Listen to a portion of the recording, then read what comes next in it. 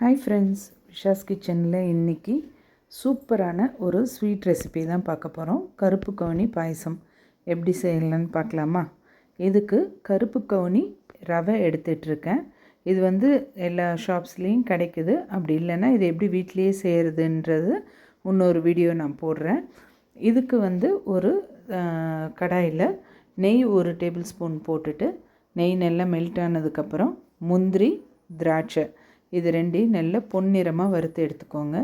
இந்த ரெசிபி அவ்வளோ டேஸ்ட்டாக இருக்கும் ஃப்ரெண்ட்ஸ். கண்டிப்பாக இதை நீங்கள் ட்ரை பண்ணி பாருங்கள். ரொம்ப டேஸ்டியாகவும் இருக்கும், ஹெல்த்தியாகவும் இருக்கும்.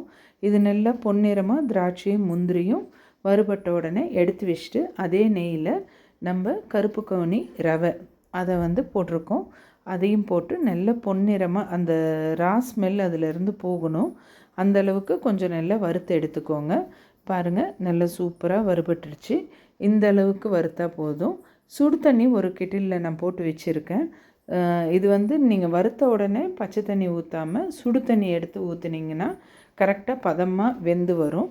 இப்போ இதுக்கு வாட்டர் ரேஷியோலாம் கிடையாது. நீங்கள் எடுத்த ரவைக்கு தகுந்த மாதிரி தண்ணியை ஊற்றி சுடு தண்ணியே திரும்பி ஒரு வேளை இன்னும் கொஞ்சம் வேணும்னா சுடு தண்ணியே கொஞ்சம் ஆட் பண்ணுங்கள். இப்போ பாருங்கள், நல்லா ரவையெல்லாம் கட்டி கட்டாமல் சூப்பராக ஒன்று போல் கலந்து வந்திருக்கு. கொஞ்சம் நேரம் மூடி போட்டு மூடி வைங்க. இந்த மாதிரி கொஞ்சம் வாட்டரியாக ஆனதுக்கப்புறம் கொஞ்சம் உப்பு போட்டுட்டு மூடி வைங்க. அப்போ தான் கரெக்டாக வெந்து வரும். கொஞ்சம் தண்ணியாக இருக்கணும், அப்போ தான் வெந்து வர்றது கரெக்டாக இருக்கும். தேங்காய் பால் ஃபஸ்ட்டு பால், செகண்ட் பால் 2 எடுத்து வச்சுருக்கேன்.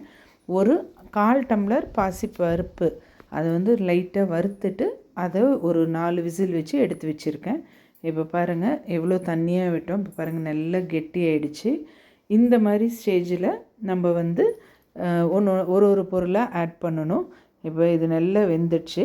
இது கூட நம்ம வேக வச்ச பாசிப்பருப்பு அதை இதில் ஆட் பண்ணுறோம். ரொம்ப பாசிப்பருப்பு கொலையே வேக விடாதீங்க. 1-2 அந்த பருப்பு தெரிகிற மாதிரி கில்லு பதம் அந்த மாதிரி வர மாதிரி பாசிப்பருப்பை வேக வச்சு இதில் ஆட் பண்ணிவிடுங்க. இப்போ இதை நல்லா கலந்துட்டு இதை ஒரு 2 நிமிஷம் மூடி வைங்க. இப்போ இதுக்கு நான் வெல்லம் பவுட்ரு எடுத்துகிட்ருக்கேன். இதை நான் ஆட் பண்ண போகிறேன். ரேஷியோ அவங்கவுங்க ஸ்வீட்டுக்கு தகுந்த மாதிரி ஆட் பண்ணிக்கோங்க. நான் 1 டம்ளருக்கு 3/4 டம்ளர் அளவுக்கு சேர்த்திருக்கேன். ஏன்னா பாசிப்பருப்பும் போட்டிருக்கோம் இல்லைங்களா, அதனால் இதையும் மூடி வச்சு ஒரு 2 நிமிஷம் நல்லா வேக விடுங்க. இந்த மாதிரி சின்னதாக தேங்காவை கட் பண்ணிவிட்டு நெய்யில் பொன்னிறமாக வறுத்து எடுத்துக்கோங்க. அப்போ அது பாயசத்தில் சாப்பிட்றப்ப டேஸ்ட் அவ்வளோ சூப்பராக இருக்கும் ஃப்ரெண்ட்ஸ். இப்போ பாருங்கள், வெல்லம் போட்டு ஒரு 5 நிமிஷம் நல்லா ஒன்று போல் கொதித்து வந்திருக்கு. எல்லாம் சேர்ந்துருக்கு. இந்த டைமில் ஏலக்காய் 1 டீஸ்பூன் அளவுக்கு சேர்த்திக்கோங்க. சுக்கு பொடி ஒரு பிஞ்சு ஒரு 1/4 டீஸ்பூன் அளவுக்கு சேர்த்திக்கோங்க. சேர்த்தி நல்லா கலந்து விடுங்க.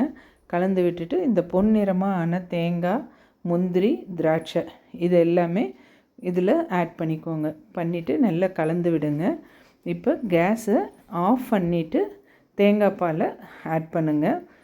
தேங்காய் பால் ஃபஸ்ட்டு பால், செகண்ட் பால்னு எடுத்து வச்சோம் இல்லைங்களா, அதில் செகண்ட் பாலை மட்டும் சேர்த்துங்க. ஃபஸ்ட்டு பால் அப்புறம் நம்ம சேர்த்திக்கலாம். ஏன்னா சூடு ஆறுனதுக்கப்புறம் கொஞ்சம் இறுகின மாதிரி ஆகிடும். அப்போ இதை ஆட் பண்ணிக்கணும். இப்போ முந்திரி, திராட்சை 2ஐயும் சேர்த்திட்டேன். இப்போ சூப்பரான கருப்பு கவுனி பாயசம் ரெடிங்க. இதை கண்டிப்பாக மஸ்ட்டு ட்ரைங்க. அவ்வளோ சூப்பராக இருக்கும், ஹெல்த்தியாக இருக்கும். வீக்லி ஒன்ஸ் குழந்தைங்களுக்கு பண்ணி கொடுங்க. ஸ்வீட்டு மீடியமாக தான் இருக்கும். 1க்கு 3/4 போட்டிங்கன்னா பாருங்கள் எவ்வளோ சூப்பராக வந்திருக்குன்னு. இந்த வீடியோ உங்களுக்கு பிடிச்சிருந்தா உங்கள் ஃப்ரெண்ட்ஸ் அண்ட் ரிலேட்டிவ்ஸ்க்கு ஷேர் பண்ணுங்கள். மறக்காமல் சப்ஸ்கிரைப் பண்ணுங்கள், லைக் பண்ணுங்கள். இதே மாதிரி இன்ட்ரெஸ்டிங் வீடியோவோட அடுத்த வீடியோவில் பார்க்கலாம். Thank you friends.